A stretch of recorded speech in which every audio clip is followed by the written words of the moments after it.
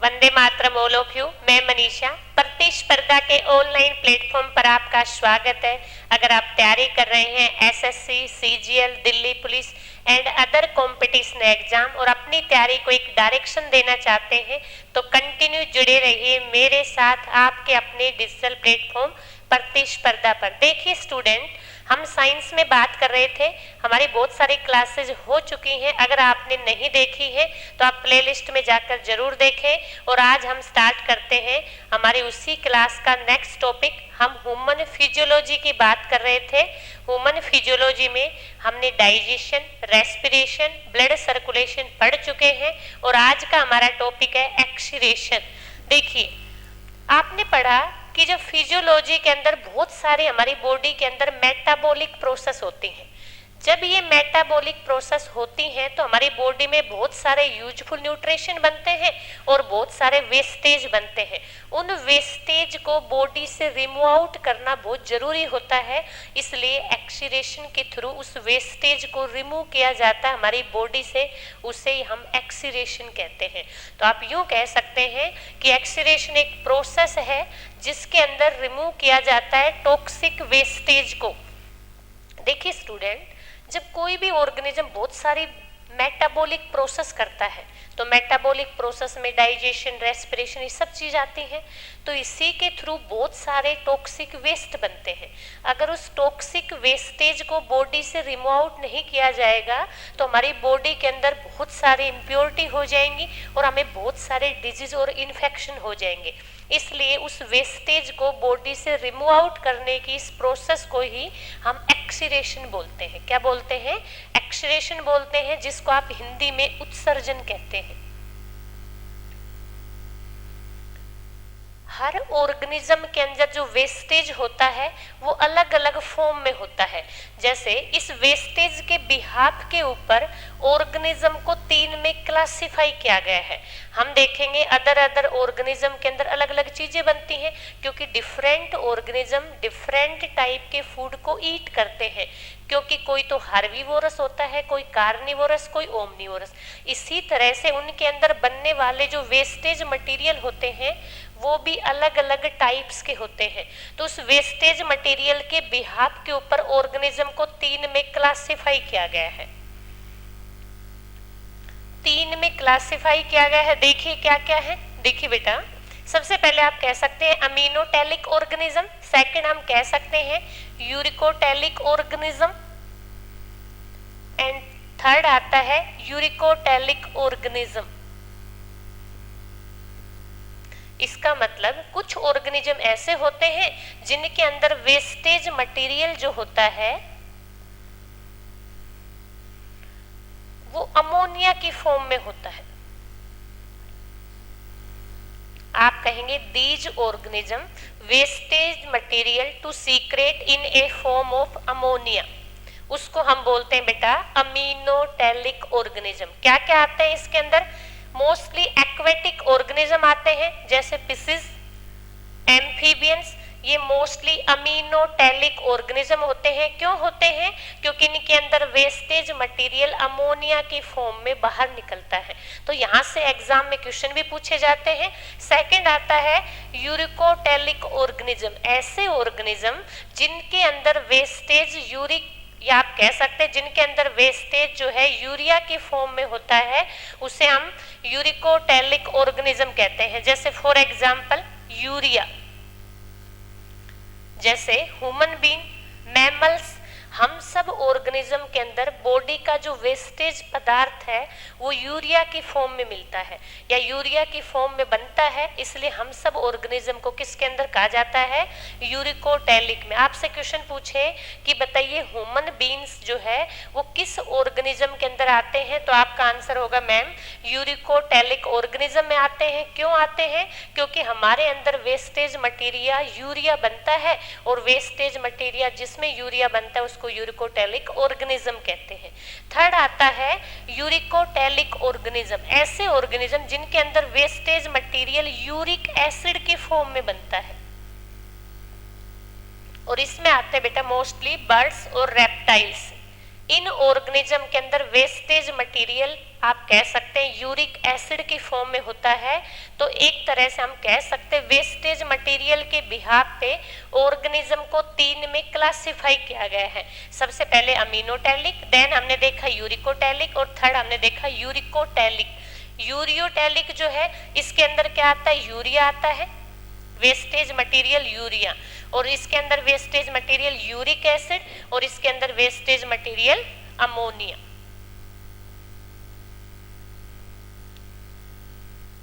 तो 3 टाइप के mostly wastage material animals के अंदर बनते हैं, जो आप कह सकते हैं एक्सक्रीशन का पार्ट है।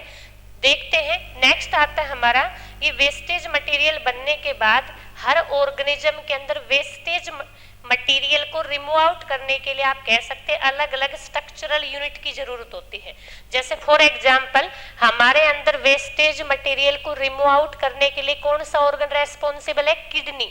ऐसे कुछ अदर ऑर्गेनिज्म के अंदर कुछ अदर ऑर्गेनिज्म होते हैं जो वेस्टेज मटेरियल को बॉडी से रिमूव आउट करते हैं। देखिए बेटा, सबसे पहले आते हैं कुछ सिंपल ऑर्गेनिज्म। सिंपल ऑर्गेनिज्म आपको अच्छे से पता है कि सिंपल ऑर्गेनिज्म में मोस्टली यूनिसेलुलर ऑर्गेनिज्म आते हैं या फिर प्रोकैरियोटिक ऑर्गेनिज्म आते हैं। क्यों? क्योंकि अर्थ पर सबसे पहले बने थे और इनकी बॉडी स्ट्रक्चर बहुत सिंपल है, ये सिंगल सेल के बने हुए हैं। तो इनके अंदर जो वेस्टेज मटेरियल है वो कॉन्ट्रैक्टाइल वैक्यूल से बाहर निकलता है। क्यों निकलता है बेटा? देखिए, आप प्रीवियस क्लास में पढ़ चुके हैं कि जो अमीबा होता है वो एक यूनिसेलुलर ऑर्गेनिज्म है, और ये बात आपको याद है कि यूनिसेलुलर ऑर्गेनिज्म के अंदर सारे मेटाबॉलिक प्रोसेस 1 सेल में कंप्लीट होते हैं, इसलिए उनके अंदर कोई स्पेशल ऑर्गन्स नहीं होते जो एक्सक्रीशन की प्रोसेस में टेक पार्ट करते हैं। तो उनके अंदर सेल के अंदर एक आप कह सकते हैं सेल ऑर्गेनल्स होता है जिसका नाम होता है वैक्यूल। उसके अंदर कॉन्ट्रैक्शन और रिलैक्सेशन होता है और वेस्टेज मटेरियल बाहर निकल जाता है। तो आपसे पूछा जाए कि सिंपल ऑर्गेनिज्म या यूनिसेलुलर ऑर्गेनिज्म अमीबा के अंदर वेस्टेज मटेरियल बाहर किस ऑर्गन के थ्रू निकलता है, तो आप कहेंगे फूड वैक्यूल के थ्रू। और कहेंगे किससे निकलता है, तो आप कहेंगे by the process of diffusion. तो ऑर्गन का नाम आपसे पूछे तो आप कहेंगे क्या है, वैक्यूल है, और आपसे पूछे किसके थ्रू निकलता है, कौन सी प्रोसेस होती है, तो आप कहेंगे डिफ्यूजन होती है, जिसकी वजह से कॉन्ट्रैक्शन और रिलैक्सेशन होता है और वेस्टेज बाहर निकलता है। उसके बाद आता है सेकंड ऑर्गेनिज्म अर्थवॉर्म। देखिए बेटा, अर्थवॉर्म के अंदर जो है, अर्थवॉर्म जो है वो हमारे नेचर के अंदर प्रेजेंट होता है, और अर्थवॉर्म का जो वेस्टेज मटेरियल होता है उसको बॉडी से रिमूव आउट करने के लिए एक स्पेशल स्ट्रक्चर होती है जिसको हम बोलते हैं ट्यूबुलर स्ट्रक्चर, नेफ्रिडिया। तो नेफ्रिडिया एक ट्यूब जैसी स्ट्रक्चर होती है जो अर्थवॉर्म के अंदर वेस्टेज मटेरियल को बॉडी से रिमूव आउट करने का काम करती है। आपको इस तरह से नेफ्रिडिया विजिबल होते हैं। देखिए, दिस इज द अर्थवॉर्म, सभी जानते हैं ये अर्थवॉर्म है। इसकी बॉडी पर इस तरह से आप कह सकते हैं स्ट्रक्चर होती है। इसी स्ट्रक्चर के अंदर यहाँ पर प्रेजेंट होती है नेफ्रिडिया, और इस नेफ्रिडिया के थ्रू वेस्टेज चीजें रिमूव आउट होती हैं। तो अर्थवॉर्म के अंदर वेस्टेज ऑर्गन जो है उसे हम नेफ्रिडिया कहते हैं। देन आता है नेक्स्ट हमारा ह्यूमन बीइंग के अंदर कि हमारे अंदर वेस्टेज मटेरियल को रिमूव आउट करने के लिए कौन सा ऑर्गन होता है। तो आपसे पूछे ह्यूमन बीइंग के अंदर मेन एक्सक्रीटरी ऑर्गन का नाम बताएं तो आप कहेंगे किडनी होती है। हमारे अंदर 1 पेयर किडनी प्रेजेंट होती है जो वेस्टेज मटेरियल को बॉडी से रिमूव आउट करती है। लेकिन बेटा, ह्यूमन बीइंग के अंदर वेस्टेज मटेरियल स्किन से भी रिमूव होता है, लंग से भी और किडनी से भी। तो आपसे पूछे कि एक डेवलप ह्यूमन बीइंग के अंदर वेस्टेज मटेरियल किसके थ्रू बाहर निकलता है, तो आप कहेंगे स्किन के थ्रू भी बाहर निकलता है, सेकंड आप कहेंगे लंग्स के थ्रू, और थर्ड आप कहेंगे किडनी। कैसे? जैसे स्किन के थ्रू आप देखेंगे पसीने बाहर निकलते हैं डिफ्यूजन के थ्रू, तो ये भी वेस्टेज हमारी बॉडी का, तो स्किन के थ्रू भी एक्सक्रीशन होता है ह्यूमन बीइंग में। सेकंड, जो भी आप स्पाइस खाते हैं या जो भी आप मसाले खाते हैं वो सब हमारे लंग्स के थ्रू बाहर निकलते हैं, और लंग्स के अंदर से ही O2 और CO2 का भी क्या होता है, एक्सचेंज होता है। और उसके बाद किडनी के अंदर हमारा मेन वेस्टेज मटेरियल क्या बनता है, यूरिया बनता है, और वो एक्सक्रीशन की प्रोसेस के थ्रू बाहर बाहर निकलता है। तो ह्यूमन बीइंग में आपसे मेन एक्सेटरी ऑर्गन पूछे तो आपका आंसर होगा मैम किडनी, और आपसे पूछे कौन कौन से होते हैं तो 3 होते हैं, skin, lungs and kidney. 3 are the excretory organ in human. उसके बाद ये हमने बात की थी अर्थवर्म की। उसके बाद देखिए बेटा हमारा जो एक्सक्रीटरी सिस्टम है वो इस तरह से विजिबल होता है। हमारे एक्सक्रीटरी सिस्टम के अंदर 2 पेयर तो किडनी प्रेजेंट होती है, ये देखो आपको बीन शेप्ड की दिखाई देती है, दिस इज द किडनी। इस तरह से किडनी विजिबल होती है, ये बीन शेप्ड ऑर्गन होता है। और इस किडनी के अंदर बहुत सारे नेफ्रिडिया, इस तरह से आप कह सकते हैं नेफ्रॉन होते हैं, जबकि नेफ्रिडिया किस में प्रेजेंट थे, अर्थवर्म के अंदर। आपको अभी जब हम नेफ्रॉन की बात करेंगे तो बात करेंगे तो किडनी जो है उसकी स्ट्रक्चर यूनिट नेफ्रॉन होती है। तो आपसे पूछे कि किडनी की स्ट्रक्चरल और फंक्शन यूनिट किसको कहते हैं तो आप कहेंगे नेफ्रॉन को कहते हैं। नेफ्रॉन होते क्या हैं, लगभग 1 मिलियन नेफ्रॉन ईच किडनी में प्रेजेंट होते हैं, और नेफ्रॉन का काम है यूरिन की फॉर्मेशन करना। तो हमारी बॉडी के अंदर जो यूरिन बनती है वो किडनी के अंदर बनती है, और किडनी की किस यूनिट में बनती है तो हम कहेंगे नेफ्रॉन में बनती है। इसलिए नेफ्रॉन को किडनी की स्ट्रक्चरल और फंक्शन यूनिट बोलते हैं। तो इस तरह से लगभग 1 मिलियन आप कह सकते नेफ्रॉन होते हैं एक किडनी में। ये 2 पेयर किडनी प्रेजेंट होती है। उसके बाद बेटा आप कह सकते हैं यहां से निकलती हमारी यूरिटर्स, ये 2 पेयर ही यूरिटर्स होते, एक लेफ्ट और एक राइट। ये दोनों जाके कनेक्ट हो जाते हमारे यूरिनरी ब्लैडर में, और यूरिनरी ब्लैडर के बाद यूरिथ्रा के थ्रू आप कह सकते वेस्टेज चीज रिमूव आउट होती हैं। इस तरह से ह्यूमन बीइंग के अंदर एक्सक्रीटरी जो सिस्टम होता है वो किस किस से मिलकर बना है, आप कहेंगे मैम 2 पेयर किडनी होती है, दिस इज द किडनी। तो ये पेयर में है तो हम कह सकते 1 पेयर किडनी, या मैं कहूँ 2 किडनी, एक ही बात है। उसके बाद किडनी के अंदर जो वेस्टेज ब्लड है, देखिए बेटा पूरी बॉडी में जब मेटाबॉलिक प्रोसेस हो रही थी तो ब्लड के अंदर से O2 हमने लिया, CO2 बाहर निकल गया था, और जो सारे वेस्टेज थे वो सारे ब्लड के थ्रू आप कह सकते हैं, ब्लड के थ्रू जो है वो रीनियल आर्टरी यहाँ लाती है और इसमें डाल देती किडनी में। उसके बाद किडनी के नेफ्रॉन में जाता है, और नेफ्रॉन के अलग अलग पार्ट में किसी पार्ट में फिल्ट्रेशन होता है, किसी में रीएब्जॉर्प्शन होता है, और किसी में आप कह सकते सीक्रेशन होता है। और इस तरह से यूरिन बनता है। बनने के बाद जो यूरिन है वो यूरिटर्स में होता होता हमारे यूरिनरी ब्लैडर तक पहुंचता है। जब यूरिनरी ब्लैडर फुल हो जाता है तो यूरिथ्रा के थ्रू उस यूरिन को हम बॉडी से रिमूव आउट कर देते हैं। इस तरह से ह्यूमन बीइंग के अंदर आप कह सकते हैं एक्सीरेशन होता है। देन आता है हमारा, अब जब हमने बात की एक्सीरेशन की तो जो मेन यूनिट है जो एक्सीरेशन की वो नेफ्रॉन होती है। तो ये किस में प्रेजेंट होती, किडनी में। हमारी एक किडनी इस तरह से विजिबल होती है। मोस्टली कभी कभी एग्जाम पॉइंट ऑफ व्यू से यहाँ से कुछ फैक्चुअल क्वेश्चन बनते हैं, एक बार हम देखते हैं क्या क्या बनते हैं। देखिए बेटा अभी अभी मैंने कहा कि हमारे अंदर 2 किडनी होती है, कभी कभी कहते 1 पेयर होता है या 2 किडनी होती है, तो बिल्कुल सही है। तो या तो मैं कहूँ हमारे अंदर 2 किडनी होती है, या मैं कहूँ 1 पेयर किडनी प्रेजेंट होती है। उसके बाद आता है 2 यूरिटर्स। अभी अभी हमने बात की थी कि किडनी से निकलने वाली ये वाली जो एक किडनी है तो एक यूरिटर्स ये है, दूसरी किडनी से दूसरा यूरिटर्स निकलता है इस तरह से। तो सेकंड जो पॉइंट है वो बताता है 2 यूरिटर्स प्रेजेंट होते हैं। Third bean shaped and dark red colour.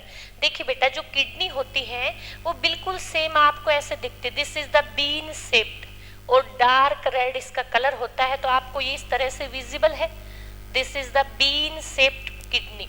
तो आपसे पूछे किडनी किस शेप की प्रेजेंट होती है तो आपका आंसर होगा मैम बीन शेप्ड ऑर्गन होता है जो हमारी बॉडी के अंदर होता है और एक पेयर के अंदर प्रेजेंट होता है। उसके बाद इसके वेट की बात करें बेटा, मेल में इसका वेट लगभग 150 ग्राम होता है और फीमेल में इनका वेटेज थोड़ा सा कम होता है, 135 ग्राम होता है। उसके बाद लेंथ की बात करें तो लगभग ये 10 से 12 सेंटीमीटर इसकी लेंथ होती है। विड्थ की बात करें तो ये लगभग 5 से 7 सेंटीमीटर होती है। और थिकनेस की बात करें तो ये 2 से 3 सेंटीमीटर होती है। ये फैक्चुअल क्वेश्चन है, तो कभी कभी एग्जामिनर यहाँ से भी पूछ लेता है, तो आपको पता होना चाहिए। किडनी बीन शेप्ड होती है। किडनी जो होती है वो 2 नंबर्स में होती है। मेल की किडनी का weight as compare to female थोड़ा सा ज्यादा होता है। इसकी थिकनेस 2.3 से 3 सेंटीमीटर होती है। उसके बाद देखो बेटा, जो किडनी होती है इसके आउटर रीजन को, जो आपको बाहर से विजिबल होता है, उसे हम कोर्टेक्स बोलते हैं। क्या बोलते हैं? कोर्टेक्स। तो आपसे पूछे किडनी के आउटर रीजन को क्या बोला जाता है, तो आप कहेंगे कोर्टेक्स। ये डायग्राम हम इसलिए एक बार अंडरस्टैंड कर रहे हैं ताकि जब हम यूरिन फॉर्मेशन समझें तो हमारे कॉन्सेप्ट क्लियर रहे। तो इस डायग्राम को एक बार हम अच्छे से देखते हैं ताकि यूरिन फॉर्मेशन के मैकेनिज्म को हम अच्छे से अंडरस्टैंड कर पाए। तो देखिए, सबसे आउटर रीजन को मैंने क्या कहा? कोर्टेक्स कहा। उसके बाद जो अंदर वाला रीजन है ये पूरा, इस वाले कंप्लीट रीजन को हम बोलते हैं मेडुला। क्या बोला जाता है बेटा? मेडुला। तो इंटरनल पार्ट को मेडुला बोलते हैं और एक्सटर्नल पार्ट को कोर्टेक्स बोलते हैं। उसके बाद हमारी बॉडी से जो वेस्टेज ब्लड होता है, उस वेस्टेज ब्लड को रीनियल वेन्स जो है वो लाकर किडनी में डाल देते हैं। आपको पता है हमारी पूरी की पूरी बॉडी के अंदर ब्लड के अंदर आर्टरी और वेन्स होती हैं।